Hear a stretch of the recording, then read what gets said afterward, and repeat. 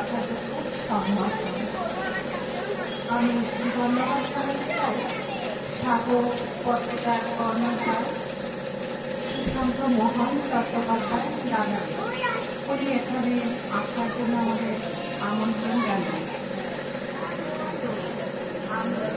কথা না বলি, আমার ছোট্ট কবিতা যেটা এই বইটি ছাপা হয়েছে সেটারই পাঠ। ভালোবাসো আনন্দে, হয়তো তুমি আবেগ চার গোলাপি দুর্ঘটনার রূপরূপে প্রিয় কথা পাখনা মেলে গান শোনায়। মহমা নেশায় অস্ত মাতা ফেরা নেওয়ার দক্ষিণ খাওয়া উদার হৃদয় ভালোবাসায়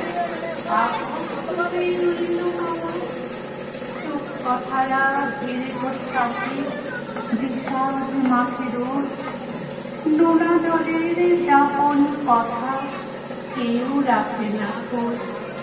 কেবল বাসন্তিকা কোকিলের পুকুরে বুকের নদে মরু তৃষা জ্বালা ধরায় লুকোতে। নিঃশ্বাস রাতের নীরবতায় কান্না ছলা ফল নিদ্রাবিহীন চোখের পাতায় হাজার স্মৃতির ঢল।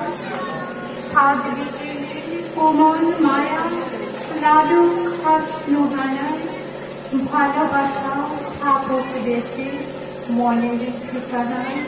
ধন্যবাদ।